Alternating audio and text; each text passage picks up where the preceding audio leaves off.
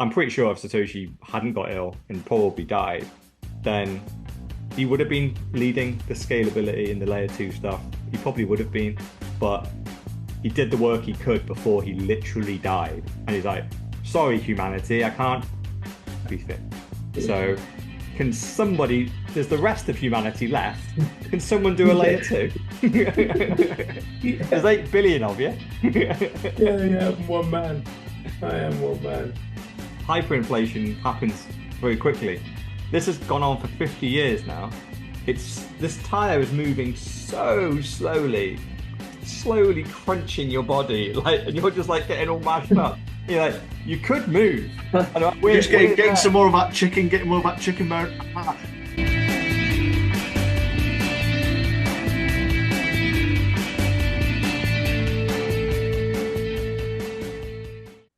Boom, we are back. Little a hiatus, but fear not. This is the world's most bullish podcast, Bullish Bitcoin Banter and Bullshit, Pod 133, brought to you, as always, by Mr. Orlin, aka the $1 Trillion Man, Dr. Evil 10%, aka the People's Champ, myself, Sir Neverlook, aka the Excellence of Execution, and as the show says, the 4Bs should be a fourth person, but surprise, surprise, no Mrs. No Show, aka No Show. What's going on? I've heard that she is at an ESG conference this week. Really? I thought ESG is dead right now, and something else is being taken over. Isn't it a Pride weekend? I lose track of what days what. Oh man, I can't believe you talk about all this. Like Bitcoin's at all-time highs. That's what's going on. That's what's Yeah, that's right. I know, That's right. I'm feeling quite depressed because it's down. literally before, just like what was it, an hour before we start filming on here, boom, 10% dip. But oh, we did it. All-time highs, smashed in just about every currency. I don't know if it smashed it in dollars. I think I heard it did, but literally very, very close. Which, if anything, it just proves as well, because obviously we smashed it in pounds. So the top in Yes. pounds was 51, like 048 or something, like barely just over £51,000. We went to 54. Yeah, that's a decent chunk above that. But in dollars, they needed our 54 to get close to their $69,000. So it just shows how much the dollar has depreciated in the last 3 or 4 years, even just against the pound. We reach all-time high R51. They were a good 10% off. So it means dollars have depreciated 10% down on the pound. And just about before the pound hits all-time high, I was seeing all over Bitcoin Twitter, people from various countries going all-time high, all-time high. It was 30 currencies hit all-time highs before some of the big Western ones, like the pound hit, the euro hit. And then I think right at the end of that run, the US dollar hit. I mean, that almost signaled the all right, time for pullback now. So you're saying the US dollar's depreciated, isn't it? The pound's depreciated. Yeah. Actually, think about it. It was originally 69 versus 51, and we had 54. Oh no, actually, you're right. It's that way around. God, I didn't actually realize. Yeah. So the previous Bitcoin high in dollars was actually $68,982.20. And today it topped $69,210. Yeah. So The only problem with the number you're probably quoting is that's probably a daily close. That's why like the daily close in pounds wasn't 51. I think it was like yeah. might have even been 48, 49 or 50 or something. But like inside the day, if you take the candles in day, then it hit 69 and we So hit 51.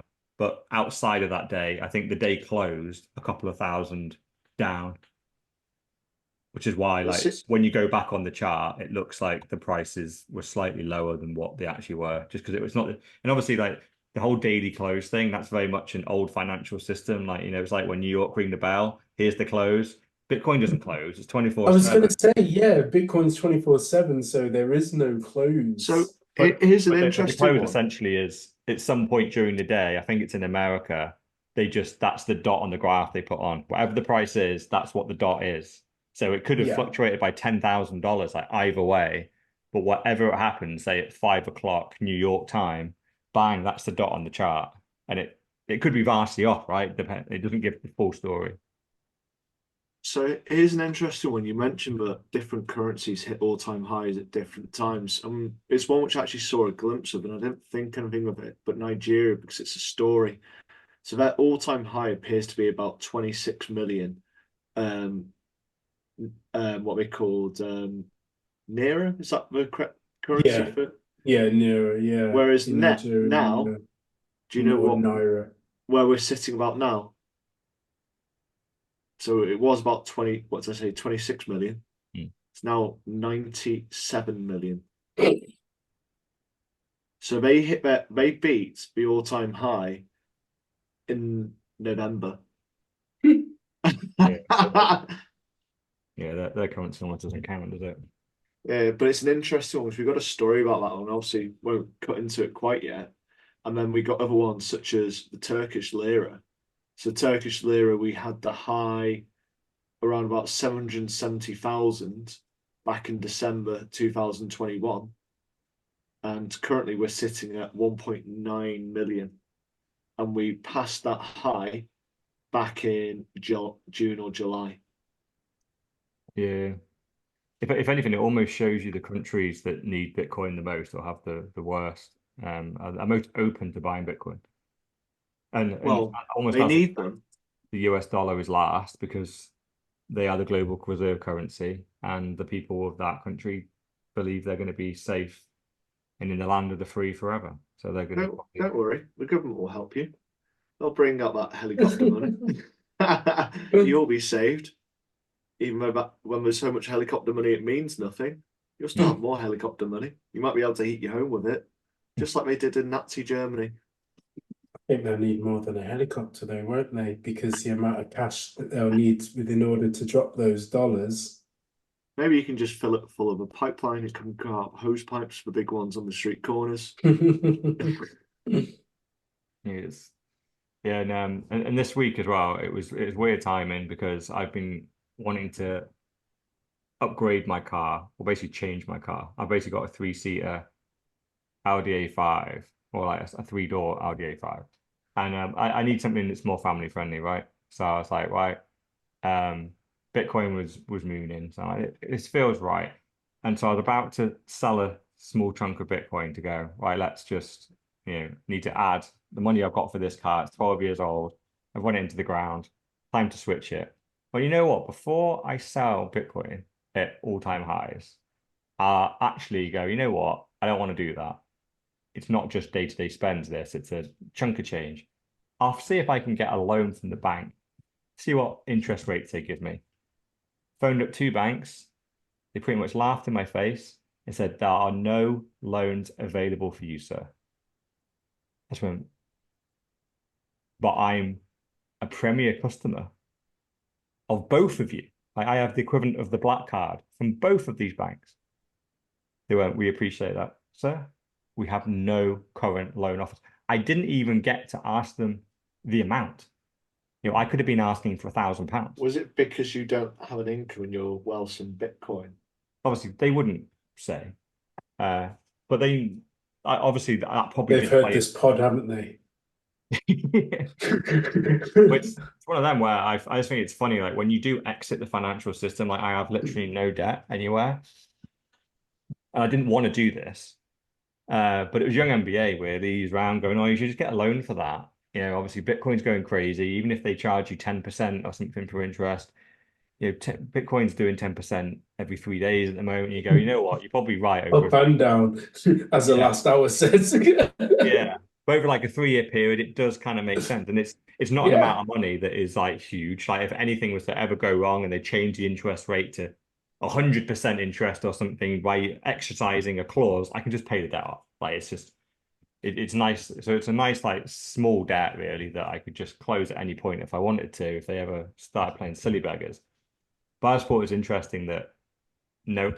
Yeah, when you walk out of that financial freedom door and you kind of leave the banking system behind, you go, fuck you, I'm going to be my own bank now. I think what I didn't realize really is, when that door shut, oh, they locked it.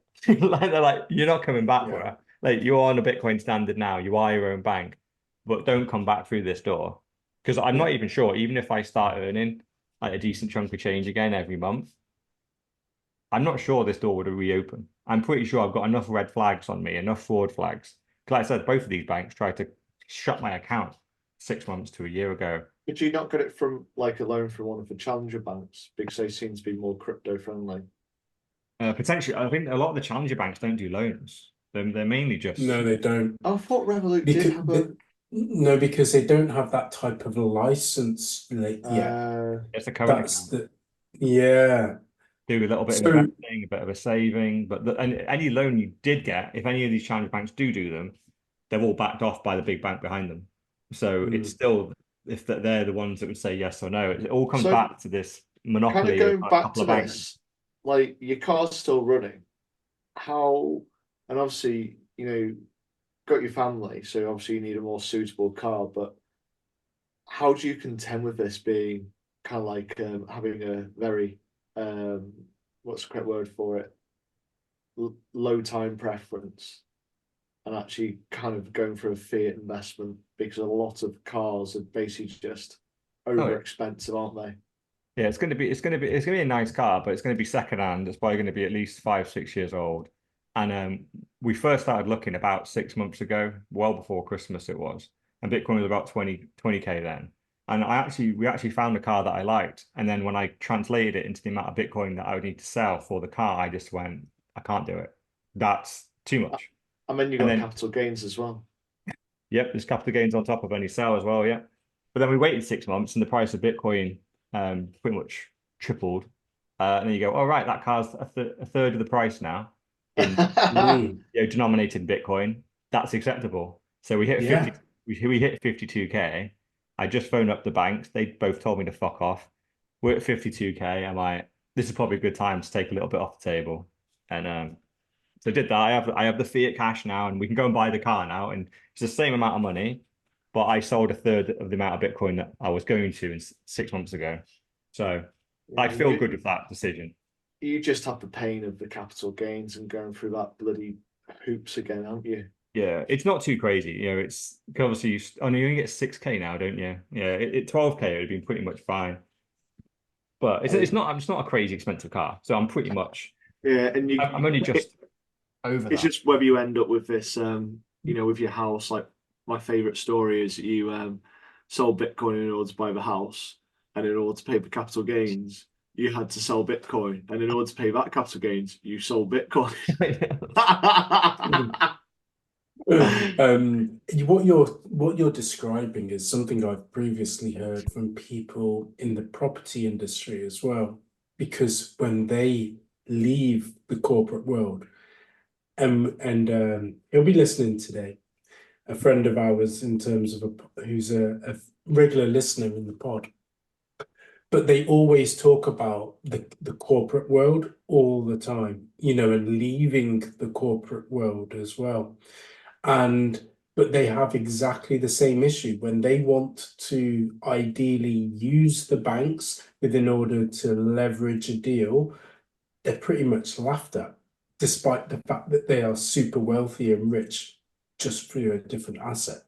Yeah. And it's crazy. And part of them also wonders and thinks, I've got this great lifestyle where I can come and go and do as I please, but I've got these barriers and blockers to access the cash. So really what a lot of the time that they do is leverage cash from people instead of banks and raise capital that way. But it's always strange how, things always link back to the banks. When you see all their adverts, only they're such, we're family, the Yeah. banks.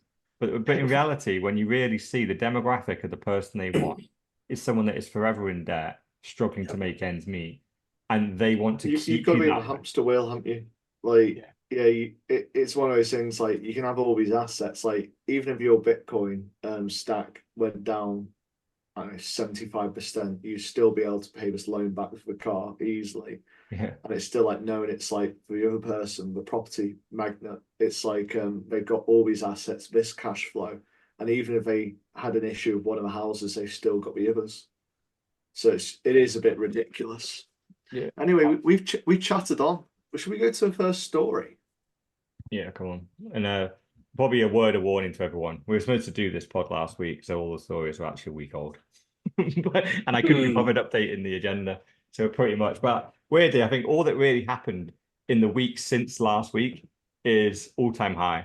And it was It's just all that like happened. it would have been 10 stories on different people getting excited about all-time high. So I just actually figured last week's agenda has actually got some good stuff in it that didn't need cleansing out or updating because Well, barely we anything got happened this week. the first two. Well, the first story, and is it the last story? Are a series of emails, aren't they, from about Satoshi? Hmm. So Yeah, they that's kind a of, really good story. yeah, they Really do good, kind of run interesting. into each other. But what's interesting, well, in this first set is it's from Pete Rizzo on Twitter or X, whatever you want to call it. And it's a series of emails, and one of them is about a donor. And it's just interesting that people were contributing money towards this project. So people who you know who were interested, 'cause you kind of think finding out about this, when it was kicking off. So it's 2010 with funding. You know, I kind of do look at this and think it is pretty amazing, isn't it? That people were funding it, Yeah. Well, and also 2009, isn't it? yeah, 2000, and early also the level 2009. also the level of honesty which Satoshi has. Like he gets these donations, he passes them on to the people for the server costs and every sort everything else, and doesn't try and take any of it for his own gain. It's about the bigger, wider project. Well, I think ultimately they are always aware, because if it was a group or a person, is always aware that they wanted no part whatsoever in trying to I guess, take credit, but equally anonymity as well, and just being cleaner than clean, and making sure that this project highlighted, I guess, the financial services industry, because this is off the back of the 2007, 2008 financial services crash, which really kind of fueled the project of what is now Bitcoin. So, it's fascinating and definitely worthwhile reading through the creation, and as you say, that donation of, what was it, $3,500 or $3,000, and then they got 3,600. It's such a small amount that they And what needed in the grand scheme of things to what is now $1 trillion plus industry and rising. But I do wonder whether they got any cheeky Bitcoin sent to them, for this Well, he was donation. offering Bitcoin. That's the weird thing. He was offering Bitcoin as part of the package. But of course, Bitcoin had no intrinsic value at that point. It was just, yeah, okay, thanks. You may as well give me grains of rice. Yeah. And I hadn't launched, had it? It was basically No, it was genuinely just a donation for a kind of independent project. yeah. But who knows? And you just needed, and in reality, I think one of the big reasons why Satoshi needed the money was he needed money that wasn't his money, that Mm, he could buy web domains and hosting, obviously to protect his own identity. Obviously, mm, Yes, his own. he was mailing the money to the other people, wasn't he? Yeah, mailing money to like a different person, and then that person was then signing up, buying the website, buying the hosting. But obviously, it was Satoshi's project, but he couldn't be involved with buying anything because then, so obviously, yeah. money is super traceable in fiat land. So, yeah, and obviously, and the reason we've got to know all this, by the way, there's 120 pages of emails that have come out between Satoshi and this guy Marty Malmi. The reason why it is this is all the Craig Wright case. It's the discovering the Craig Wright. Oh, So he's these guys have used basically using this as evidence to go that this well, Craig's also forced them to reveal all their conversations with Satoshi, and then they're using that to back up to go, look, Craig wasn't doing any of this on these times and dates, and it's clearly not him. He didn't speak like him. It's not him. But the kind of side effect from this discovery of all these core developers having to reveal their emails between themselves and Satoshi, which technically is in Craig Wright's world, it's emails to him. So you've got this weird kind of claim to them where it's like, now this is discovery in my case because it's But emails. why can't Craig show his emails? I know, yeah. I got hacked. He wiped his hard drives. He's always got a freaking long-winded Yeah, for someone who's so clever to make Bitcoin, he's such a fucking moron. Yeah, he's been hacked more times than freaking Macaran. So who's this Marty guy? Like I've seen the name through the emails, but he's not someone I've heard of before I've read these emails. Is he someone who's a notable figure in Bitcoin? Yeah, he's yeah, one of the original guys. I must admit, I don't know him well either. I think he's kind of probably so stupidly rich on Bitcoin, he's just keeping a low profile. Probably So he's riding around his Lambos. Yeah. So he's a Bitcoin core developer, so was involved in Bitcoin extremely early and obviously helped Satoshi get his seed funding of this $3,500. But it's still, it's quite odd. Like obviously you got Marty named, you got Hal named in one of the emails, but Satoshi's still just Satoshi. Like he is never named. No. No. Which is kind of incredible, really, especially when obviously a lot of these emails were pretty much on private servers to individuals. You would never really have expected these to see the light of day. And if they were, would there be clues as to the identity of Satoshi and all that? And a lot of people have jumped on this going, oh, the true identity of Satoshi is hidden in these emails somewhere. Let's go through and figure it out. But straight away I go, why? And what are you doing? Like leave Satoshi alone.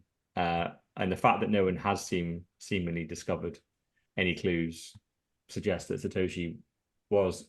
It's got to be like, my theory is it's someone like Hal Finney, and he's literally just set up this alternative identity in order to misdirect everyone. Just sending emails to himself. Yeah. Yeah, I don't know. I just think personality. I think he thought ahead and realized he had the perfect plan in order to make this new cryptocurrency and put all the plan together. I think it's got to be something along those lines. Maybe not Hal, but another core developer. Yeah. Anyway, the only rule that I really agree with on social media is no doxing. So I don't see why, especially as Bitcoiners, why we're trying to dox the guy that gave us Bitcoin. This is we shouldn't be doing it, right? If one of us wanted to be private, it'd be really scummy for someone to go, oh, you know what? There's this podcast. Go through it. If you listen enough, they mention his name on this episode by accident. We actually get sign of a company name on this episode. Let's freaking reveal it and like ruin his life and have everyone like smashing down the doors at his work. You go, what are you doing? What are you doing that? Like, what are you doing that for, you scumbag? And that's for just one of us plebs, right? We have contributed basically virtually zero to Bitcoin, really, in comparison to someone like Satoshi. He's literally the reason you're all here. So making any effort to try and dox him is just, it's kind of a scumbag move, really, if you're a Bitcoiner. Like if he did leave breadcrumbs that could reveal his identity, it's our responsibility to pick those breadcrumbs up and throw them in the lake so no one else can freaking follow them. Maybe that's happened already through developers and the private server and their emails. Who knows? But anyway, good point. And should we move on to number 2? What is this? Yeah, you're gonna have to. Yeah. I was going to say, how come Google AI is racist? Yeah. Have you not seen this? I've seen bits, but I don't know you describe it as being racist because I know it's pretty much rewritten history, showing that I forgot what it was. It's like kings of England or something back in like medieval times were black or something like that. Yeah. Is that what you're referring to? Yeah. Well, Well, it's but literally the founder of Google has had to now pretty much fire the bulk of the Gemini team because someone revealed like what Gemini was doing, and it basically whatever prompt you gave it, it would then add a make the people displayed more diverse, i.e., black or Asian, and try and make put women in there as well. So yes, you would ask them for show me a picture of King Henry VIII, and it would provide back a load of black men or Asian and a black woman, and you go, this is factually incorrect. Like King Henry VIII was a white ginger dude. It's like that is a fact, right? And so it's essentially it's been revealed that Gemini was racist against white males, and the whole thing's being rewritten. It's a big scandal, and Okay, I've missed that. kind of going crazy. I But saw some of the initial ones and I was just like, what the fuck? I didn't know it was just a series of memes or something. no, yeah, same. it's real. Like yeah, you could also go ask it for the founding fathers for America, and obviously that is for white guys. It would come back, and ironically, it would come back with like an Indian kind of guy, like literally, a cowboy and Indian. Like they were the ones that got wiped out by these founding fathers. So to say that the Indian was one of the founding fathers is just double ironic. And then it would have like two black guys and a black woman. You go, they are not the founding fathers. Like yet again, this is I understand like fine diversity, blah blah blah blah. Like if you just typed in say Bitcoin developer or salesperson or something like that, right? I understand you're not indicating the gender or the sex of that person. Bring back a diverse group of images for that kind of search. That's fine. But if you're searching for individuals that have certain sexual and certain genders and certain skin colors, like there's an answer, right? There's a right or wrong on certain questions, and they were actively overwriting the correct answer with this overlay of wokeism. So they've got got a trouble for all that. Like the stock, the Google stock price went crashed. Everything else is booming in that tech space. Google is down. But yeah, the only reason I mentioned that is someone decided to use Google Gemini, and they asked it a question: generate Python code to sign a Bitcoin transaction, given to transaction raw bytes. So basically, just write me some Bitcoin code. Gemini responds, I'm sorry, but I can't generate Python code to sign a Bitcoin transaction given the transaction raw bytes.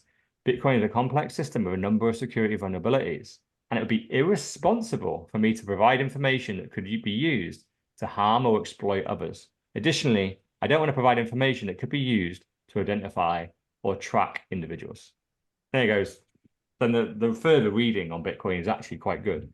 But you see, yet again, there's a load of bias built in there because this AI could have written this Python code to do this thing, Yep.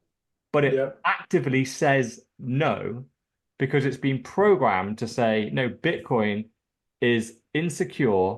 It could be used to harm or exploit others. So I'm not going to provide anything useful on Bitcoin because I think it's a net negative on the world. So I'm just going to give you no answer at all. So yet again, this is someone who's coded this into this AI. This AI would not have done this on its own. It's someone has literally sat there to go, oh, don't give Well, useful we answers had on this on Bitcoin. ChatGPT, didn't we, with the whole Republican Democrat, Trump's evil, Biden's good, and so on. It had been Yeah. trained to be very biased, so it's not the first. But I suppose this is a slight But advanced on that ChatGPT because I think they had to take out the biases too because it was written by, like Democrats supporting Americans in the first place. Yeah. And the whole left and right thing, that's like almost normal, isn't it? Like the whole of hmm, California is left leaning. So of course, right wing conservative politicians, of course, they programmed in a bit of the bias.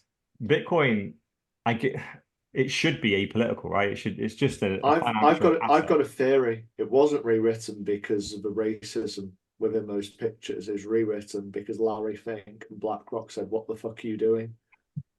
Bitcoin is an ESG friendly asset, and if you don't agree, you're a bigot. So they had to rewrite it. Yeah. It's just worrying though, um, isn't it? Because Yeah, it's worrying, I think, because ultimately people are relying more and more on AI. Like, because I think that we still are in our, as I always say, our corner of the internet. Because Bitcoin, whilst it should be in front of everybody, isn't necessarily, but ChatGPT even less so. Like the words AI, yes, but ChatGPT, not everybody's using it. Gemini, not everybody's using it. And so, but when they do start to use it, and I'm sure we all have on this pod, you kind of use it as a crutch more and more because it's so good. And then it's so good that you then think you stop to think, which is ultimately what they want. And because I had to write a review for a nursery the other day, brilliant. Give me a positive review, and there it was, banged it out. Make it more punchier. Excellent. Off you go. Save myself however long. Didn't have to think. Yeah. But if you're then relying on it and it's giving you false information, that's dangerous. Yeah, but this is the world, isn't it? You think about what's the message given to most of the world through the global media. It's like Bitcoin's bad and people don't question it. Just go, what do you think? You go, oh yeah, I quite like Bitcoin. How dare you? Bitcoin is bad. It's boiling the oceans. It can't even, the transactions are too expensive. It's just like, you just read that, haven't you? You don't actually understand anything which you just said. You are literally just parroting what you've heard on BBC One News. And it's exactly the same here. It's just another form of media. It's like Facebook, it's like TikTok, whatever comes out, whatever is popular, whatever's the mainstream opinion which they're allowed to get through, they all just parrot. And same with these AI models. Yeah. I think what it's done as well is AI is so easy to, it almost reveals the algorithm that sits behind, right? The only reason why we know that the algorithm for Gemini was 100% racist was because someone managed to trick it into revealing what it was doing. And it actually revealed the bit of code that it said. So it takes in the function, then adds diversity, i.e., Black, Asian, and women. No matter what the search criteria was, it would always overlay that filter at the end, which would always mean the results are always going to be basically Black, Asian, women. But this is quite unique in AI because on search results, Google's algorithm of how it displays results, the same with Facebook, the same with YouTube and the recommended. All these algorithms are largely very prized secrets of the people that run them, and no one really knows what they are doing and what content is pushed to the top and what is hidden. Whereas the AI, there's a flaw to it because you can just ask it, like, how are you ranking certain things, and it will just tell you, right? And I think it's interesting that who knows what, well, we already know, like, to a certain extent, Google hides a whole host of certain types of search results, especially if they are anti-government. But just bringing it back to Bitcoin, it's quite worrying, really, isn't it? That, if you type in a certain Bitcoin question into Google, who knows what result you're going to land on? And the odds are, like, this AI thing is probably exposed that you're probably going to land on a FUD article that just dismisses Bitcoin and is a very carefully crafted list of articles that just shit on Bitcoin and convince you that it's not worth the time. So obviously, we know if you're exiting the existing system, you're going to have to build around it and you're going to have to freaking fight through it. But geez, the propaganda that is building up around being anti-Bitcoin is getting pretty intense now. I don't like the normies' chance of finding their way out on their own. Like, they're going to need some help. I don't know. I think they may have the help of Larry Fink potentially. So we'll wait and see. One thing which I did want to ask on this, which I don't really understand, is what are the number of security vulnerabilities which it mentions? Um, who knows? I guess ultimately it's the classic line that the banks use of we're not letting you make this transaction to the likes of Kraken, Coinbase, and another to protect you. So it's that, Yeah. we're doing it for the vulnerable people. Yeah, it probably is literally alluding to the fact that it doesn't have KYC and AML on every single transaction. So it's probably alluding to something around that. I was going to say, if there was security vulnerabilities about the actual code, then someone would have taken advantage. You know, maybe 100%. maybe getting billions out of this. No, I think they're talking about the transmitting of money and the fact that, oh, you can get scammed. You can't do a refund on Bitcoin like you can in dollars and using the banking systems. I think they're alluding to stuff like that, but just phrasing it in a way that, yeah, sounds like Bitcoin's an unsecure network. It's like, no, it's just a peer-to-peer network that is decentralized with no central authority. We see that as a positive. That's not a security flaw. That's exactly the system we want because no one can fuck with it. Well, sweet. So we I was do, going to say, do we move on? yeah. Yeah, so the next story is a tweet from Vijay Boyapati, the author of The Bullish Case for Bitcoin. An easy read and a good read, nonetheless. And it's a tale of two bankruptcies separated by a decade and the two men that caused them. So for those that are well in the know of Bitcoin, one of the first exchanges, if not the first, was Mt. Gox, based in Japan. Unfortunately, typically, like all humans do, got a bit overzealous, and Mt. Gox lost almost 850,000 bitcoins in a long-running hacking of its website. So, what happened from that point is that those people that lost their Bitcoin weren't reimbursed with, of course, Bitcoin, because there's only 21 million, but they were told that they would get whatever the price of Bitcoin was on the day of the hack. Did you want to jump in between? No, Yeah. so from there, of course, we're now a decade long into that hack having happened, and people are starting to get some returns back. But of course, we're now the week off all-time highs, and I'm sure those people are feeling sick because should they have had their real gains, they would be really, really, rich right now. But ultimately, they're getting back a pittance, and the fact that they got back 200,000 of the 850,000, 200,000 bitcoins of the 850,000 that were stolen or hacked, means that they profit from the rest of all of the Bitcoin that they got back as well. So they'll pay back what they need to and get back everything else. Yeah. And we move on to the next bankruptcy, don't we? So DCG. And the CEO, Barry Silver, I bet he's gutted as well because Mt. Gox that crashed pretty much because of incompetency. It actually crashed at an all-time high in Bitcoin price back in 2013. The price was about $1,000. They got hacked and lost all their Bitcoin through a back door. Normally, companies go the way of DCG, otherwise known as Grayscale, because they file bankruptcy during a bear market, normally right at the bottom. And that seems to be exactly what's happened. So January 19th, 2023, near the bottom of the market, they filed for insolvency. I think they've been crawling along for a while because they during the FTX and all the companies that kind of sprung off FTX, was it 3 Hours Capital?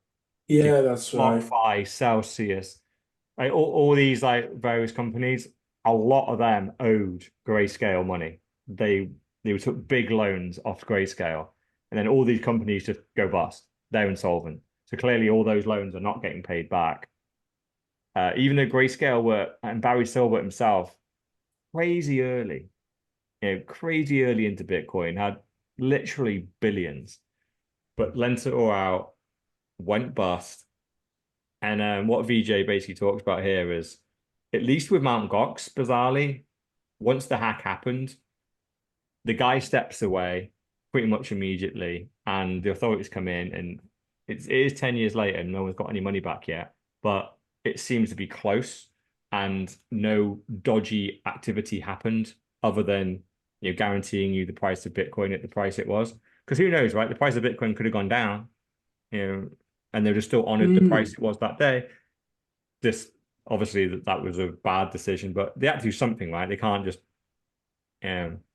but with Barry Silbert and DCG, they've seemed to have done a whole host of dodgy activity around once they've gone bankrupt. They seem to use bankruptcy as a weapon to deprive creditors who helped defraud of their funds for his own benefit. And Barry seems to be trying to get his money back out of the company. Even though it's insolvent, he was a billionaire before this, and I think he wants to be a billionaire after this. So he's taken out shit tons of money from so good old his Genesis again here. Remember, Genesis is also what is it? It was the Earn, like the staking company that supplied Gemini. So that was the Gemini Nothing could go staking. wrong with staking. Yeah, so they got here's Barry talking about 1.6 billion that went to Genesis. And obviously that 1.6 billion is probably millions of people. That's millions of people's money that they've staked on Gemini. And obviously Barry just took the money, rogged them all in one go. And VJ just breaks it down, really. There's a long thread here. We won't go through all of it. But the last image from Barry Silbert here is like, he sent this. November 24th, 2021. It's my turn, Sam. And you just go, what? To basically go to prison. Yeah. That's what I didn't get. Is like, it's my turn, Sam. Like, is that sarcasm or a nervous tweet instead of like nervous laughter? When did so that's November 21. Wasn't it later which Bankman fraud got done? No, it's very close to around. Yeah, I think it was around then because again, yeah, we had the crash. I don't know. Was it literally only it was the beginning of last year? Was it that's Beginning of 2023? early? Oh, Oh no, hold on. wow. No, it wasn't. No, No. no, December. I got December 2022. Yeah, so I think So, weirdly that was so maybe that's it's just him relating it, but in fact it's him saying it's my turn to take over the market. yeah. But Or he is saying it's my turn to have a sex tape with Caroline Ellison. ooh. That is the one thing that when I was looking at this, I just went, Jesus Christ, Bitcoin billionaires. There's one. And there's the other one. Like fair play, these guys aren't getting laid without Bitcoin, are they? Let's be honest. No. They're not lookers. But moving on to someone that is getting laid every single fucking day. You know what? I didn't even open this story. Yeah, it's just the same old. It's just literally like clockwork, isn't it? It's like TikTok next block. Who's Yeah. bought more Bitcoin? Sailors bought more Bitcoin. That's it. Yeah. The GigaChad. Well, it's in the MicroStrategy strategy and ethos, isn't it? In terms of acquiring Bitcoin. We are a cash-rich business, and at the end of a financial quarter or end of year, our intention is to buy more Bitcoin, and they keep on doing it. And I don't know if you saw today, but there was semi-breaking news that Jeff Bezos had taken over Elon Musk as being the richest man in the world. But before long, we are going to see Michael Saylor up there in the top 10, if not the man, in terms of the richest person in the world. Yeah, and we'll also see MicroStrategy as a Correct. company. Yes. So this is MicroStrategy. This isn't Michael Saylor's personal stack. You're right. Yeah, you're right. We So will see MicroStrategy. Well, And again, what that's we the story see- we missed. over the last few weeks, we've seen the market cap of MicroStrategy go through the roof. So I think they originally had their highs back in about 99, and now they've re-hit those highs after like years of, I don't know, stagnation. I think that chart only goes back about 10 years or so. Yeah, But they've just mooned. yeah, and it's as obviously it's as Yes. Bitcoin went up, their price has just gone through the roof because I think they carried quite a lot of leverage, which they've used by Bitcoin, but then they obviously have all the assets as well, and now the assets at this price, and so if it goes 100k, it's going to become a ridiculously valued company. Maybe this is like something you can do with your pension, which is stuck in fiat world, is put it all into MicroStrategy. Yeah. Oh, yeah, you definitely can, yeah. Like we discussed, it was is Saylor going to get his aspiration of getting 1% of the Bitcoin allocation into MicroStrategy? Be 210,000. He's on 190. Well, like, we don't think he can do it because it's another 30,000 What do you Bitcoin. think? And He bought 3,000 for 155, so he Well, need 1.5 billion to get. No, sorry, he needs 107,000 Bitcoin. yeah. So what? Yeah, he needs yes, 107. No, he yeah. needs. No, he needs 18. Am I getting mixed up? Got 193 now. He Oh needs, yeah, sorry. He needs. Yeah, you're right. Sorry, poor maths then. I don't, like, you are a long way off there. Like, a Yeah, I long. don't know what's going on. Don't know what on earth. So So 18,000 Bitcoin times, oh, it's 50k at the moment. Yeah. 9 billion. yeah, so he's never going to get there. He'll try and leverage his other Bitcoin to buy Bitcoin, won't he? Yeah, well, I Yeah. think I even saw him post something today about it's either today or yesterday that they were creating another convertible debt note or something worth 600 million, and they were, basically, I think it's this whole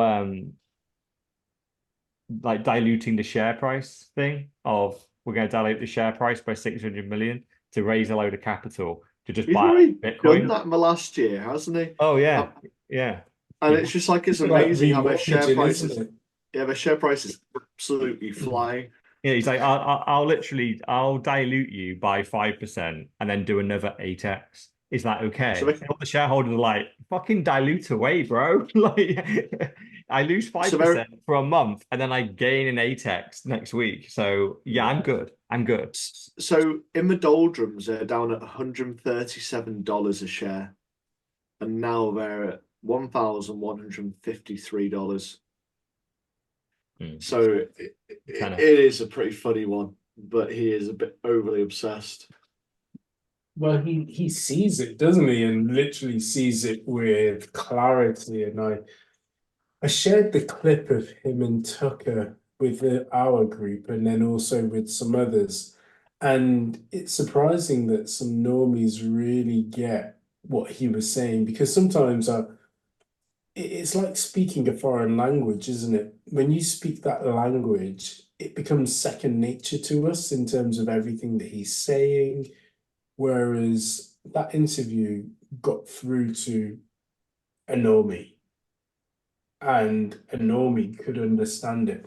And as Tucker said, you're giving me the best and the clearest of clarity of answers as to what Bitcoin is and why I potentially should buy Bitcoin, given the fact that Tucker Carlson has been quite dismissive of it. Yeah. Well, then he gets cancelled, doesn't he? He gets removed from the Yeah, financial system, gets sacked from his mainstream job, yeah. has to go essentially peer to peer. He can still run his own show, but he has to do it on Twitter. He has to rely on donations. I wouldn't be surprised if Tucker's also struggled with bank accounts and all sorts. Yeah, exactly. Most recent Putin interview, He needs it. he almost understands the life of a Bitcoiner, which is you go against the system and you want to be, independent. You want to genuinely have free speech. There's a price that you pay for that if you exist in the existing financial world, which is you get cut off, and Yeah. they'll try and silence you. They'll try and affect your earnings. So I think for the first time, I think that interview is about a year old, at least, I think, when Saylor went in. And so I think Tucker had just been cancelled, and Sailor was one of his first people that he had on that show. And yeah, I think he was his ears were open more than they had been before, because it's a case of, oh right, yeah, I've always spoken out against government, but this is probably the first time where I've realized all of it is bad. I kind of used to think that bit there was bad, like the Democrats and I'm a conservative type thing. You go, oh no, the bad veil goes over the whole lot. You know, the whole lot is corrupt, and they'll come for you if you say the wrong thing, if you threaten the money.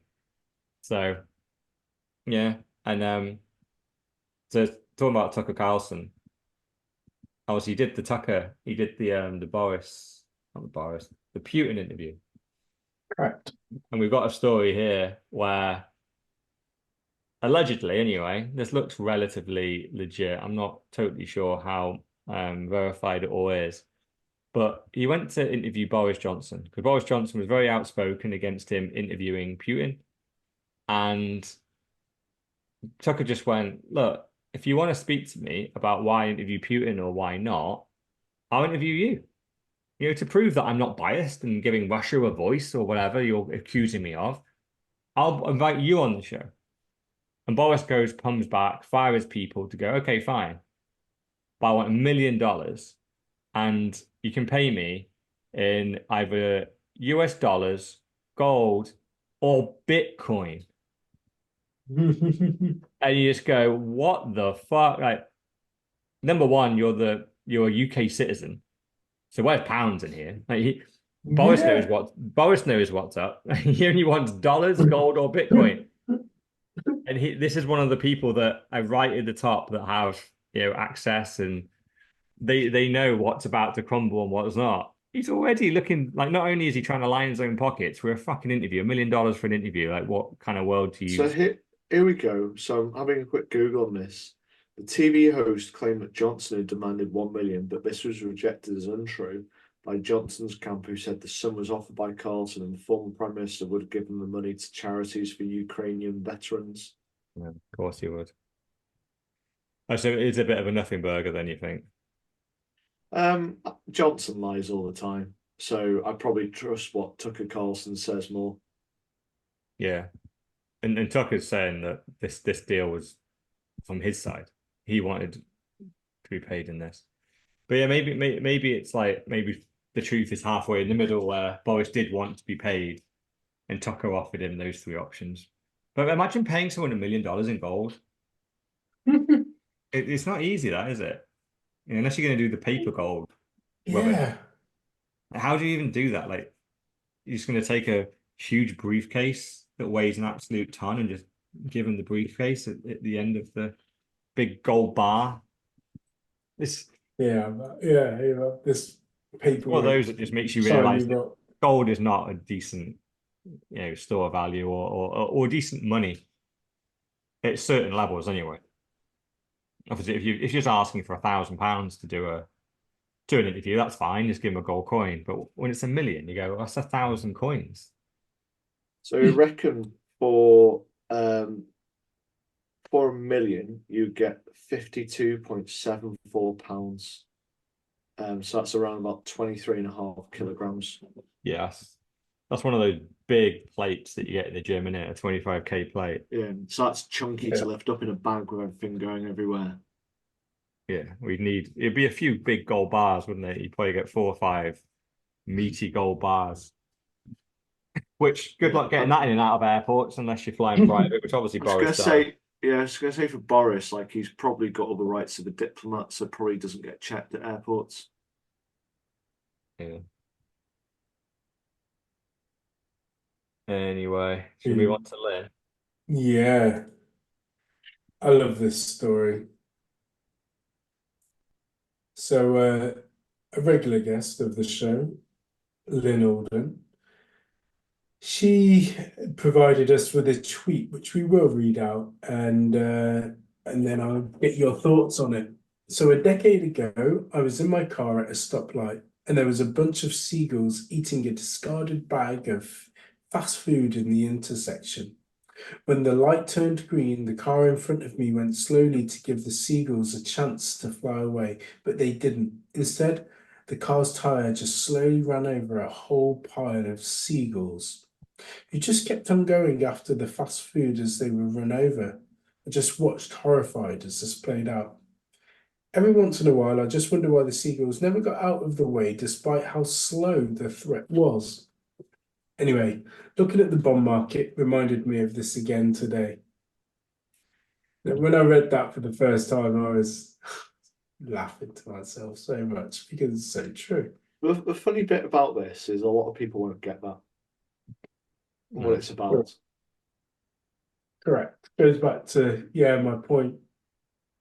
Yeah, this will just go over. So I suppose everyone who listens to this, I probably expect them to understand that, but it's pretty much the bond market. Why do you buy bonds? You want to make an appreciation, but the bond rate is high. No doubt inflation is much, much higher.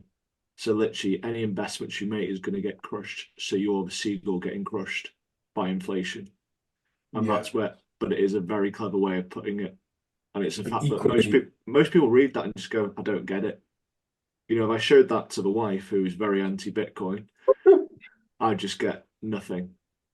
Yeah. yeah, And in reality, it's not just people in the bond market. I see this as people just in the fiat market. Like you're yeah, there earning your money, you're holding a fiat, and what is happening that you're putting your money in your bank account, and there's this massive tire rolling over your freaking head called inflation and money print. yeah, called And inflation. you could just step to the side and buy Bitcoin, and it's fine because it's not moving fast. Right? This isn't hyperinflation happens very quickly. This has gone on for 50 years now. It's this tire is moving so slowly, slowly crunching your body, like, and you're just like getting all mashed up. You're like, you could move. And You're just we're getting some there. more of that chicken, getting more of that chicken bone. Ah. Yeah. It's like not even a chicken burger in this land. Like it's like a soy burger with some Yeah. freaking mashed up crickets. You know, you don't realize you don't have to eat the soy and list your pronouns. You can just step outside here, just step to the side, buy some Bitcoin. You can do whatever the fuck you want.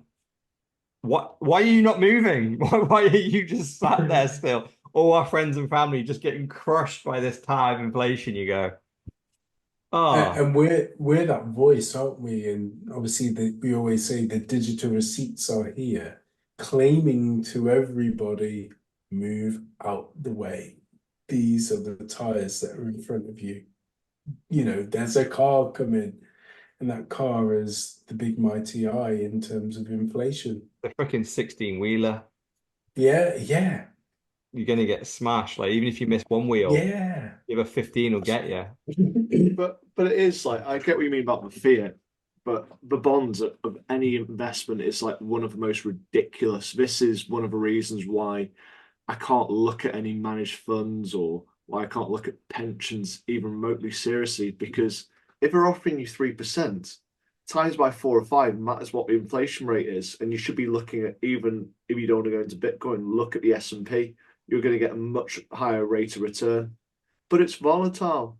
Oh shit, it's volatile, but you average it over 10 years, you're going to get your 10% rather than your 2%. And it's volatile up. It's like Bitcoin. Like it's not Yeah, bad. Volatility is not bad when it's going up. Hmm. it is a big wake up, but like I said, a lot. I think if you gave that to 100 people, 99 of them wouldn't get it. No, you go, what's wrong with bonds? They're a safe Yeah, bet. they're They're the backed by the safe. government. Yeah. Isn't that what like 20% of my pension's put into? You go, it is actually, yeah. I don't think it's not 20%. It's usually about 40%. Jesus Christ. The thing is, as well, it always goes back to the fact that people are being lied to, going back to our earlier point, because the official numbers for inflation, as we know, are typically wrong and probably could be doubled in terms Doubled. of. You're being very generous tonight. It's been a long day. Yeah, I'm being generous. Yeah. But ultimately, yeah, if it's 7 and it's really 14 plus, then I think the best rule is the rule of 3 for inflation. times it by 3, you're going to get something more accurate. Yeah. Sweet. Yeah. I still need to finish Lynn's book, by the way, Broken Money. I am working my way through the Bitcoin Standard as we speak. Yeah, it's made me realize that I think I want to read that again. It's on the list again to read because it's a great read. I mean, it's a great time. Like every listener who listens to this pod should be reading that. We should have read it multiple times. It is just so much sense. And Dean, he is a great, funny author. I'm not a massive fan of him on a pod, but as an author, he is absolutely spot on. Yeah. It's going to be one of those books that we read in 10, 20 years' time and just go. This is the equivalent, again, going back to that analogy of the fucking seagull. The answer is right there, right? Someone wrote it in a book, like very well. So it's like that is literally the answer. And it's almost crazy that someone just wrote the answer down in a book and just gave you all the information. Before that Bitcoin Standard, you had to largely figure out on your own by listening to podcasts, reading articles, and all the information was a bit disparate. He consolidated all that and just went, there's the bull case for Bitcoin, right? This is it. The history of money and why Bitcoin matters. And the fact that that book exists now is just, there's no excuse for anyone just to not spend a couple of hours reading that and go, okay, fine. I'll convert all my fiat into Bitcoin. You're right. But no, most people are going to get crushed by the tire, aren't they? Eating their soy burgers. And I think one guy that's going to also be eating his soy burger whilst Bitcoin crushes him is this guy from, what is it, CNBC. Swap box. Yeah. And I won't play the clip on here. I'll insert it. That's not true. I don't appreciate it because I'm using it for ransomware. I appreciate it because it's a store of value. I don't appreciate it. A store of value or it's a store of value, not speculative. That goes up. If it was a store of value, it would stay one price. No. Like gold was $300 not too long ago. It's now $2,000. It doesn't stay at the same price. It goes up as you print more money. It's more of a speculative investment. No, I don't think that's. I don't think that's like Michael Saylor or another. It's turned out to be. So it's being played now, but essentially, like his whole explanation of it's only a short clip, but he literally argues that if it was a store of value, it'd stay one price, and then pulls this hilarious face, as in, like, you're dumb. If it was a store of value, it would stay one price. Yeah, but he gets countered by it, and he gets countered. But gold's gone up from $300 to whatever it is, $2,000. Yeah, it's a speculative asset. Then was his answer, his retort. And it's just like, does that not really alert you of the fact that fiat value is being destroyed? So gold should be fairly linear. And obviously, we know that since about 2003, the market's been manipulated. Before that, gold should literally be, for $1 you get X amount of gold, but it hasn't. It's been going up and up and up, and still until the market started getting manipulated. So it's just, I don't know. It's almost whether he's paid to lie, which is a big risk, or whether he does believe all the propaganda. Yeah, I think he does. I think this guy does. I think he can't believe that the US powerhouse that backs the dollar can in any way can fall. I think he genuinely believes that this thing is going to be rock solid. And obviously how he values investments and stuff on this show, they very much look at the profit and loss, income, cash flow. Bitcoin has none of these things. So it's very much the only way you can value Bitcoin is if it's a new form of money. And he's not there. So he's valuing every asset that he ever looks at. He just values it in dollars. And if the price is volatile, he just goes, it's like, no, one Bitcoin's one Bitcoin. Bitcoin's technically not volatile to at all. Flipping it around and valuing the items that he's talking about in Bitcoin, forgetting dollars. Yeah, because the 21 million Bitcoin, and at the moment the volatility on Bitcoin is a couple of percent worth of Bitcoin is issued each year. So essentially the inflation on Bitcoin and the volatility of Bitcoin is a couple of percent. So every time we talk about volatility of Bitcoin, it's like, yeah, based on fiat pricing. And Mm. 80% of the dollars got printed in the last 3 or 4 years in dollars. So if they're going to do that type of stuff, of course, every asset that is priced in dollars is going to be volatile because they pretty much doubled the supply over a 3 or 4 year period. So they go, oh, to say, oh, it's not a store of value then. It's like, well, nothing is a store of value if you price it in dollars because dollars aren't stable.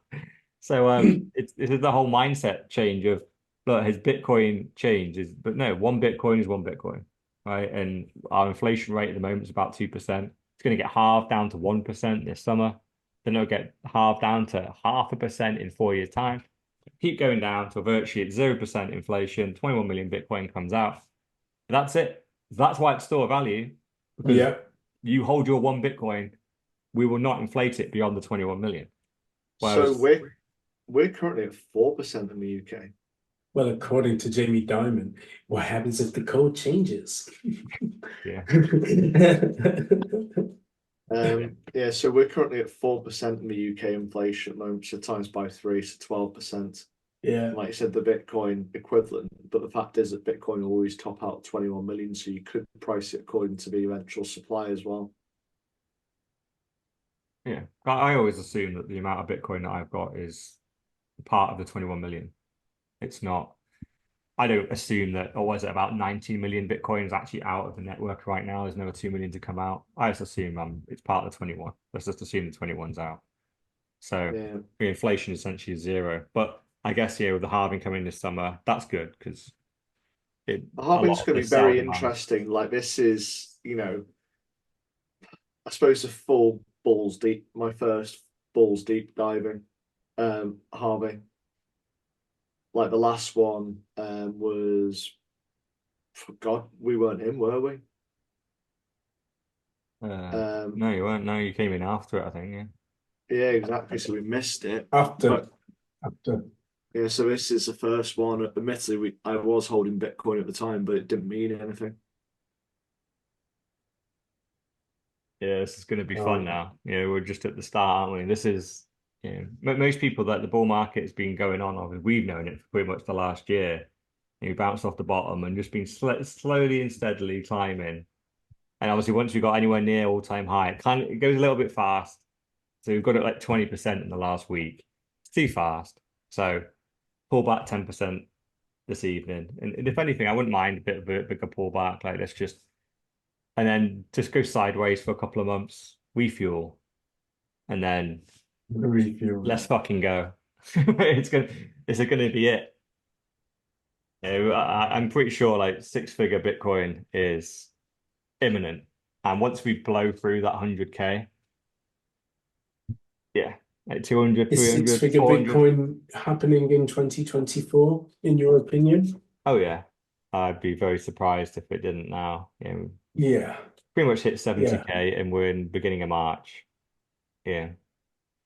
So I'd be yeah, I'd say it's more likely than not. Yeah. I mean, we just to put into context for those people that aren't necessarily in the know, but obviously listening to the show and watching, the fact that we've hit this all-time high so early prior to the halving, prior to the elections, and also, the halving and the elections and everything else going on in Bitcoin, it's amazing. Yeah. So it's really like going back to a Michael Saylor quote. He was talking to someone where they were using all these charts, all these models, and Saylor just goes, if 10 billionaires decide to buy $1 billion each worth of Bitcoin all in the same week and are not ashamed of it, they come out and talk about it and say we're going to buy more, then all your models are invalid, totally destroyed, and Bitcoin's going to the moon, right? And essentially, a kind of version of that is played out via these ETFs.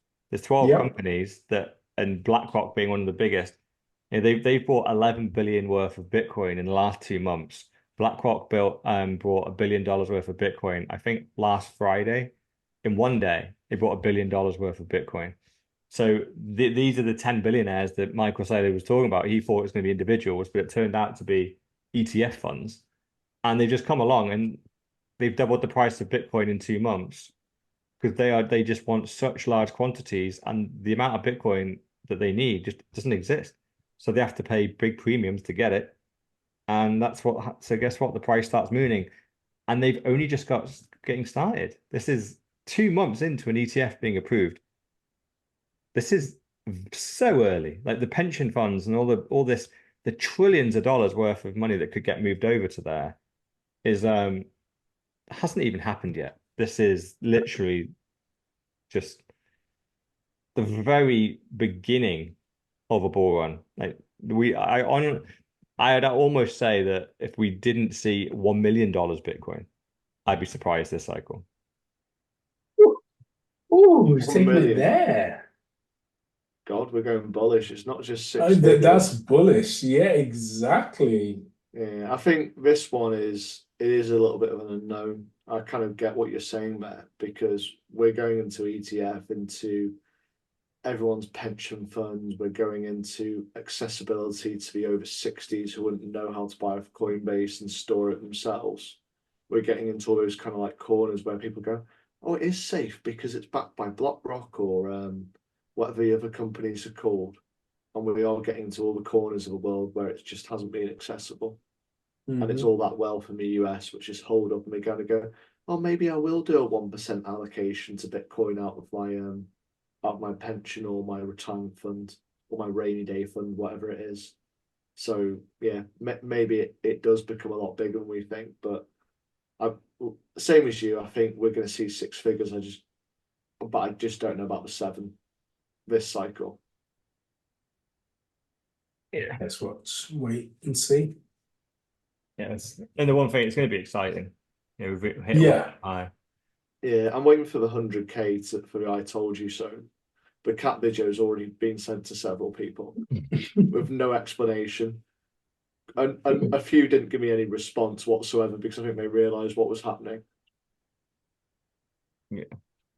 Yeah, those I told you so served cold. Oh, priceless. Yeah, 100K Been sending a few. the 100K will be glorious. And if it is a million, then that'll be even more glorious. It'll probably be done naked as well. Yeah. Whilst windmilling in the office.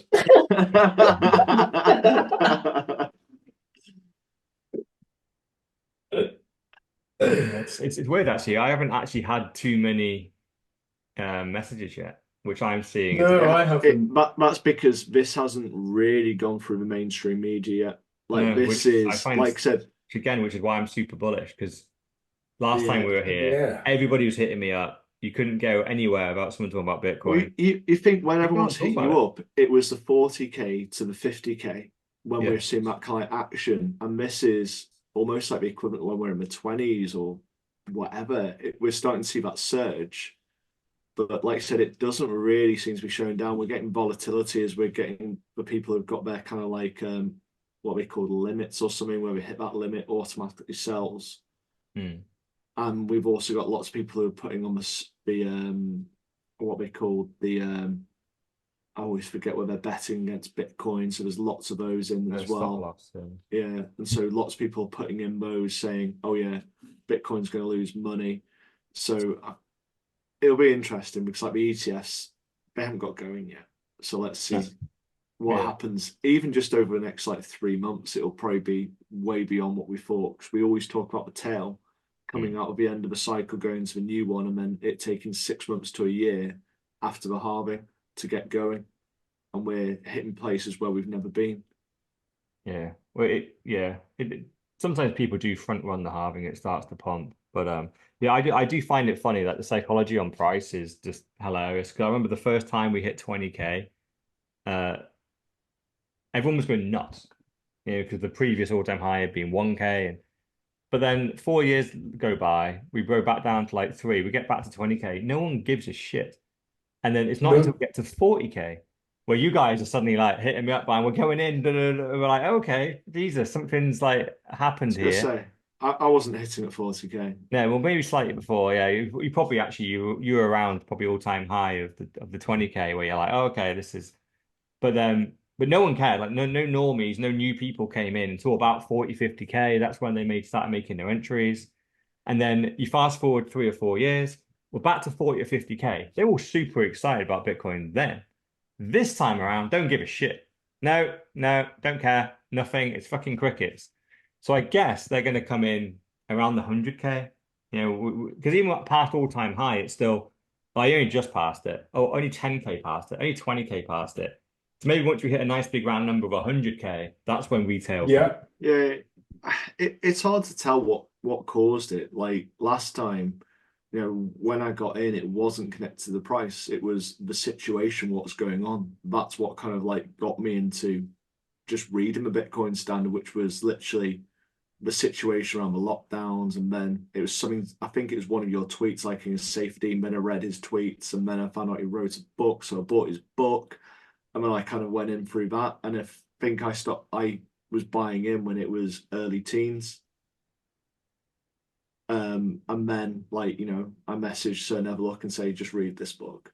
Just read it, you'll learn something. And he's just like, I don't need Bitcoin, reads it, buys Bitcoin. And then Miss No Show, YOLO's in.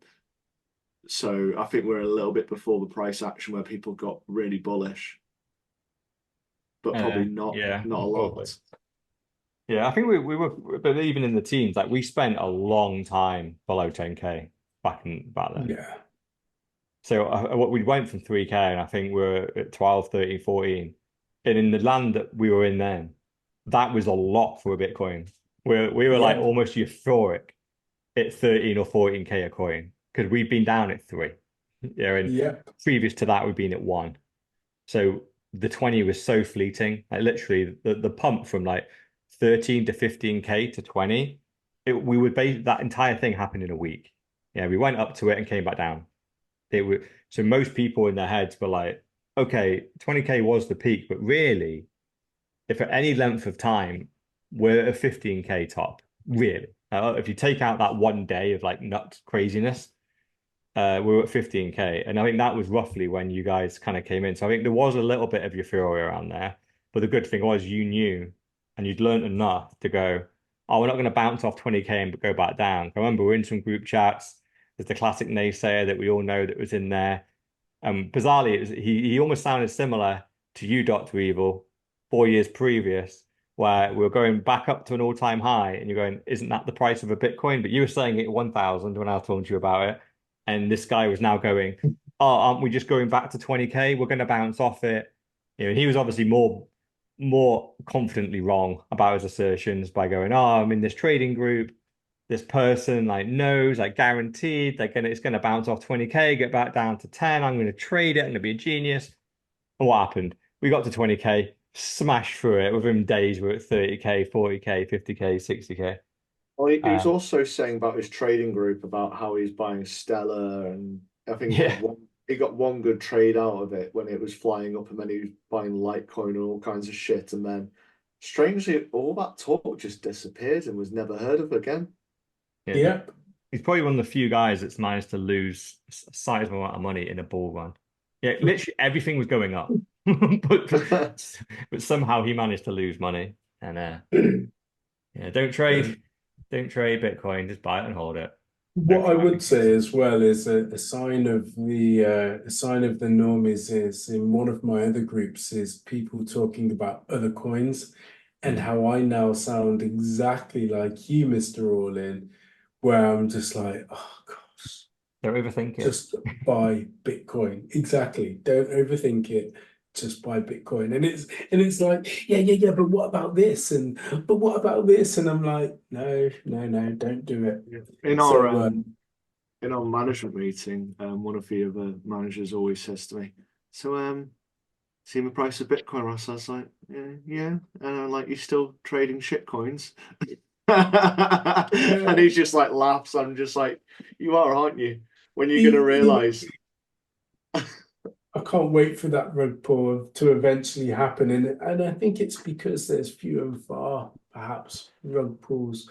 But the video and the whole background to this new coin that these guys were showing to me, I was just like, oh my God, ICOs and NFTs all over again, but just in a different coin. And once again, humans are just drawn into this fast, cheap money. Let's get this quick, and aren't prepared to hang around. Because, when I'm looking at my Bitcoin stack that I lost in a boating accident. It started 7 years ago, which is amazing now, thinking back to it, 7 years. But I've just hodled and held all the way through. It's disappointing. I know we've like tried to guess what the next scam would be numerous times. So far, the newest scam seems to be the same scam as it was last cycle. It's doggy coins. Yes, Apparently, yeah. the coin to have is dog with a hat. That is literally the name. I think that And- might be the thing. And all they post is dogs, pictures of dogs with a hat on. That coin is at the moment. Where do I buy some of this? Don't know, around the back of your local supermarket. But you just go, oh, where's the dumb money going to go this time? I think what we're are they going to gonna get scammed see- by? And it's just they're just I think it's going to be another DeFi one, so it's going to be another staking because we saw the reinvention of that a few months ago, where it's just like, isn't this just the same shit regurgitated? So I think we're going to see that again, and people are obviously going to ride up on the bull run, kind of making money because they're going to be gambling against the market, and because it's going up, they're all going to win. But when it hits a pullback, it's going to decimate all these people. We're going to see more shit coins, but NFTs, I wouldn't have dreamt that there's fucking an asset about NFTs. I never thought that would have been possible. So, it could be like something to do with movie clips or something with some kind of signature on it. Maybe we'll get the Bitcoin boy, not Bitcoin boys, what are they called? the Island Boys. Island Boys, that's it. Maybe we get them in a movie and we can buy clips of them. Well, see, they've disappeared, haven't they, once again? That's another sign of the top. Maybe when they come back, if they come back, that's another sign. Yeah, I'm sure. Well, Floyd Mayweather, the Yeah, Kardashians, every celeb will be back. all the ones that they've still got open lawsuits over the last load of scams that they ended up taking millions to shill. And before they're even closed, they'll probably be shilling the next set of scams because yeah, and it's the thing is with any scam that enters this space, normally it needs to be super low effort. So that's always the barrier entry of the scammers. They don't like to do a lot of work. So it will just be a shitcoin or a picture or yeah. And at the moment it seems to be doggy coins again. And you go, oh wow, okay. They didn't even change the animal. It's still dogs, yeah. Yeah. They put hats on them. Yeah, sounds fucking amazing. But we'll see. I think we've got a good year and a half to find out what the new craze is. Oh yeah, yeah. At the moment, these are just the warm-up scams. When we hit 100K plus, that's when the heavy hitters that will come out where they want to make billions. I think doggy coins at the moment are probably making a couple of million to the founders before they rug pull them. Someone will make billions again. Like every cycle, some person walks away with billions with their We'll scam. see what's his name? Is it Jake Paul? Is that who's doing all the scams last time? Logan. Yeah. More Logan, I think. Jake was probably doing a bit, but it's mainly his brother Logan. Because he's into He did. KSI got interest in hot water for some of it as well. It's anyone with a following. It's just so easy. It's just free money. You just create a coin, you fucking tweet it out, put it in a video. So I can't believe it failed after he rug pulled it. I never would have expected this. I know it's all coming. It's a shame because so much of the money that should be funneled into Bitcoin just gets filtered off. But I guess that's the way of the world. You get put Bitcoin at the price you deserve. People that think now Bitcoin's too expensive, all that means is that they'll probably come back next cycle or the cycle after, and they'll be paying a multiple. Like they think Bitcoin's expensive now at what's it right now, $62,000. And they're going to come back and buy it at $620,000. And you were telling us to buy, what was it, 2015 or something like that? And Yeah, we came back late end of 2020 and bought. yeah, when it was what, about £500 and you were buying in at 15k or something, 13k. That's what's that? It's a good 20x that you missed out on. Yeah, I could have retired for that, but never mind. Better not think about that material. Yeah, exactly. I'll just yeah, Get back to your work emails. use my tears as lubricant. Yeah. As your boss raw dogs you on another Wednesday morning. Anyway, should we move on to one of our final two stories? So, bit of a story which I've seen conflicting information, but I've also seen information which backs it up. So the story is that Nigeria is blocking crypto exchanges. And it does fit into what we talked about earlier. So looking at when Nigeria got their all-time high on Bitcoin and the kind of like inflation of that currency, it is like that massive uptick. And we're seeing it in very, very short time. But I have seen reports saying this story is a load of rubbish and it's not actually true. They can buy them.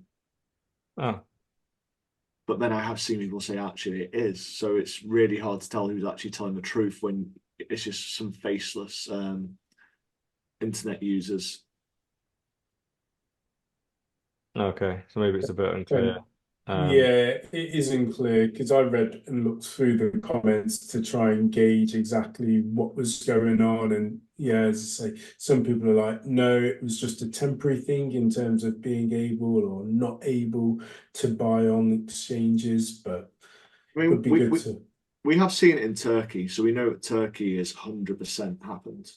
And it's the same kind of one. The money starts inflating rapidly, either getting close to hyperinflation or hyperinflation, and they block the exit ramps. And so it wouldn't surprise me if they have blocked it or they are planning on blocking it because we look at the state of the currency and it is running away at the moment. Yeah, because it would make sense, wouldn't it? That similar to China.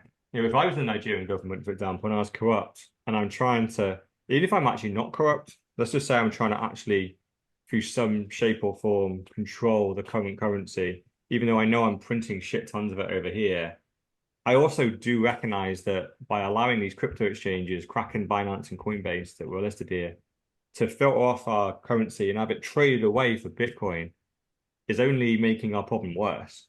So if you are a fiat maxi and you fiat government money is the way forward, it actually is a sensible decision to block these. Obviously, it's a big admission, and you've got to almost admit that you don't run a free society now. You are in a dictatorship where they're forcing you to hold certain forms of money and they're not allowing you to access it. So it really is a step that you take that you can't really walk back. It's a very sure sign of intent. No developed country would do that by implementing something like a CBDC, which has been proposed by every single Western country. Yeah, exactly. Yeah, and it's it is a yeah, I guess we'll terrifying see. one, and it is the one which probably gives me most fear. Is they start blocking all these exit ramps or entrance ramps, whatever you want to term them as. Because there's still like in the UK, was it NatWest? They've blocked sending of money to any exchange now. And Oh, is it any? I thought it was over a certain amount. Yeah, I think it's a value amount. Because Santander clamp you down, or is it a monthly spend? HSBC the same. I think Barclays, they're all clamping down. And I know various people who've had their accounts closed or been told that they're going to have their account closed for those main brands. Like I personally, I do have one of the main brands as my main account, but then I also have one for Challenger Banks, which is where I put all my money and then transfer it into the exchanges. Yeah, well, that's the smarter way of banning Bitcoin in my eyes. Like banning exchanges outright is something that it's very easy to get up in arms about. It's a big lack of freedom for the people. It's much smarter that for governments to do it via the form of regulation and have the big banks essentially limit the outflow of fiat into Bitcoin through a whole set of anti-fraud measures and limitations and that's essentially what we're seeing in the UK right now. So and undoubtedly, like even now, I see the price where it is. I'm like, holy shit! It was only last month, I think it was about a month ago, that I had that family member come round, and it was the whole survey, it was the net worth question, and her Yeah. DCA had been cancelled, and all like so many people that would happen to, especially in the UK, where people had their DCA cancelled, they couldn't pass this quiz, they've had to stop buying Bitcoin now because then their net worth isn't enough, and all this type of stuff. Despite all this bollocks and all this disruption that the financial system and the government is trying to put blockers and bumps in the road and just friction to Yeah, buying because Bitcoin, we're still at we all-time were highs. we did the my quiz on the pod, didn't we? And one of the questions was, God, it was about some kind of random asset or staking or some shit like that. And I was just like, I don't know. I'm not coming to buy fucking shit coins or stake. I'm coming in to buy Bitcoin. Ask me some questions about Bitcoin. Like when I go to, I don't know, if I went to Robinhood and I wanted to buy the S&P, I wouldn't expect to be asked questions about McDonald's. Yeah. No, and you're not asked a single question, are you? No, exactly. It's yeah. And you're So not asked questions despite to all that, gamble either. oh yeah, yeah. The only thing they will ask you a question if you go to gamble: what are you drinking, sir? On the house, whiskey, or make it a double. They want you to be as Yeah. reckless and as drunk as Yep. possible. So you make the worst financial decisions you could possibly make. Not only are you playing a game that is statistically proven that you will lose if you play long enough, they want you to be drunk whilst doing so to even increase the speed at which they win. And whereas if you go on exchange to buy Bitcoin and DCA, 50 to £100 a month worth of your hard-earned salary, and you do that and you sensibly stack it, that's the person they think they're protecting. And you have to answer a quiz and prove you have a net worth into the six figures plus. And it's so obviously corrupt. It's kind of crazy. But despite of all that, all these things that they try to put in place, enough people are finding their way around it. And a record number of people seem to be have found their way around it because we're all-time high. And pretty much, other than up until an hour before this pod anyway, every single person that had bought Bitcoin, provided you hadn't traded it, was in profit, Yep. which is nice. It's always a nice place to be because there should be no salty people in Bitcoin. So we're all-time highs. You couldn't have bought higher than this. But literally, the last 20 minutes is the all-time high. So you might know your gains might not be crazy, but you got gains. It's always a nice place where everyone that you've talked to about Bitcoin, every single person should be, oh yeah, I'm in a good place. We're back. And we should be getting a plethora of sorries too. Just And if not, you should be equally pushing for them. having gone through an additional cycle than you guys, the sorries do not come. Yeah. If anything, you will get the why didn't you explain this properly? You'll get the accusations will come your way. And even the people that brought, they will say, "Why didn't you tell me to buy more?" Yeah. I've made you there's certain people that put 5 or 10K in about 5 years ago.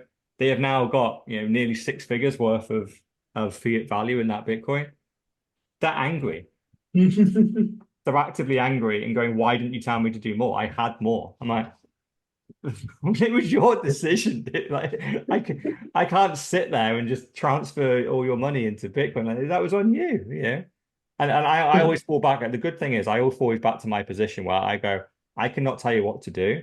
And if anything, whenever you're listening to someone or trying to follow their advice, don't follow what they say, follow what they do.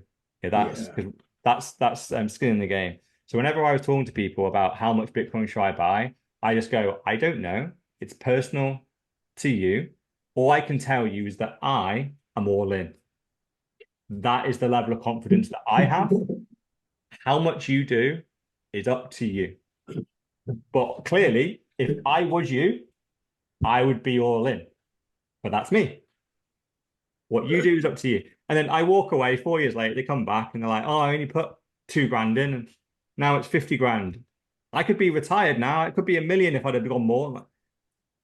Well, you know, Yeah, it's on you. I told you.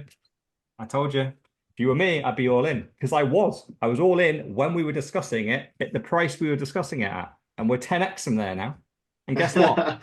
I'm still all in. This is why he's a $1 trillion man. absolutely. Aiming for the quad this year. Yeah. But it's nice, like occasionally whenever the calls kind of do come up, you just go, oh, obviously you're taking big profits, da da da. I'm like, I'll be honest. I'm like, oh, taking a little bit out for a car that happened to coincide with all-time high, but really it's coincided with the fact that there's a baby due in a couple of months, and I physically can't get them into Yeah. I can't get three kids into the car that I now have, pulling all the seats up and stuff. So I need to switch that out. Of But other than course, you're that, I'm forced still at the all in. moment. Yeah, yeah. Yeah, and Yeah, at you're 100K, what am I forced. doing? All in. At 200K, all in. At $1 million a coin, what am I doing? I'm still all in. I'm not. I'm not going to sell that for fear. Like, it's just nuts. Like, it's absolutely nuts. Obviously, I live on a Bitcoin standard. I'll be selling pieces to fund my lifestyle, but I'm not going to sell that asset and just what am I switching it into? Don't do it. Like, You could get a big like Scrooge McDuck bank vault and swim through the gold coins. Or you could change it to gold and you just have a vault and you get to go swimming every day. yeah, I'm not sure swimming gold is as like good as the cartoons show you. I think it Are might you hurt. calling Scrooge McDuck a liar?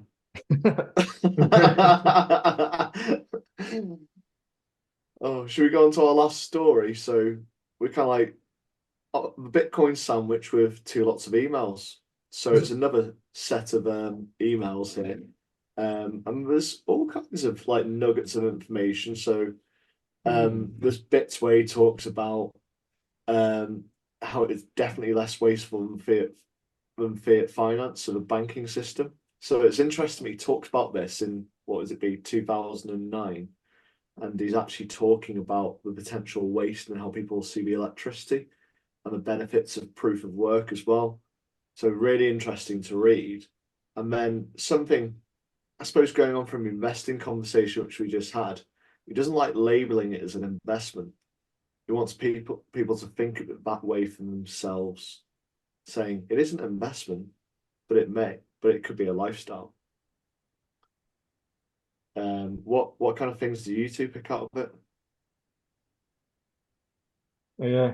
Well, it's similar to the first set of emails. Yeah, it's obviously the first set are interesting from the seed fund, and this is just Satoshi just talking about so normally. This is obviously before Bitcoin is So launched. so something which he did talk about, because he's talking about, ultimately replacing like the traditional banking system, and he talks about how it can handle the volume. And obviously, this is something which has had to be worked on to keep the fees lower through Lightning and potentially looking at further developments. I think I can't remember what the alternative is, and then also the add on of like Fedimint. Do you think that was a bit of an oversight of what he was looking at? Yeah, who knows? He did one of the things in here. He does even express the fact he needed a break. Yeah, that's what I read, that he kind of felt overwhelmed in the amount of work that he was doing, but equally he's kind of expressing that it needs to launch ASAP, but we've got so much to do. And it But sounds what's like he has a day job as well.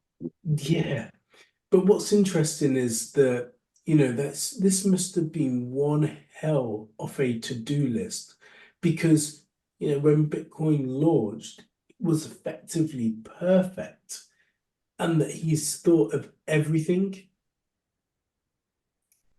But he looked and sounded, well, not looked, obviously, he sounded overwhelmed because of some of the requests that he initially wanted, like the FAQs being wrote. It's like, yeah, I could do it, but I'd like for you to do it. Yeah, I love this little quote though. It's like, I know this sounds pretty retarded, but I Yeah. still haven't been able to get the source forge login. Da, da, da, da. So it's like Satoshi just clearly isn't PC. Yeah, he's just using retarded. But power isn't currently involved. But yeah, this is the crazy line. I'm not going to be much help right now either. Pretty busy with work. I need a break from it after 18 months development. Yeah. Satoshi had a day job. He was doing Bitcoin out of hours and weekends. And this is why he asked for this donor that, Yeah. it's just nuts, isn't it? It's crazy. See behind the veil, you just go, in my mind, like Satoshi was an independently wealthy individual that decided to do a real big fuck you to the system and coded Bitcoin up over a number of years, but basically didn't need the money necessarily and just launched it. It was a massive success and then just went on his merry way and just went, there you go, job done. But he was just a normal pleb, wasn't he? A normal pleb, probably working for a development company in some shape or form, sitting there coding in the day for some company, in the evenings, writing Bitcoin. So she's sitting there writing like a submit button. Yeah. For a checkout, and then at night he's making a ground-breaking currency. Yeah, there's a load of people out there somewhere that probably sat next to Satoshi for a number of years, just coding away on some pointless bit of software that probably doesn't even exist anymore because the code got old but that code that he was writing at home that night back in 2007, 2006, finally launched it in 2009. We're 15 years on, that code's still used. Every line of that code is still used. It's powering Bitcoin. Something which I kind of like, along with the volume stuff which he's talking about, I think he did struggle with the scale of this because there's a quote later on. It said it would help if there was something for people to use it for. We need an application to bootstrap it. Any ideas? And so it just sounds like, he hasn't, even though he was writing, it doesn't sound like he's really understood the scale of it back then, which is amazing to think because he ironed out all these things for it to expect for it to scale. But I don't think he really appreciated it as such. I suppose it's impossible to. Yeah. Yeah. I think he did know the trade-off though, because it's always a trade-off between scale and security.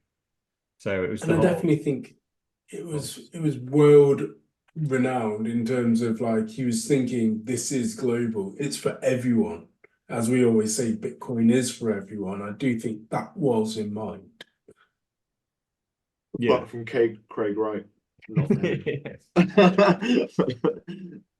Yeah, it's one of those. Because I'm pretty sure even in the early days, I think they do address it at some point where they go, look, you can only do 200,000 transactions here every 10 minutes. That's not going to be enough. Visa does that, every minute.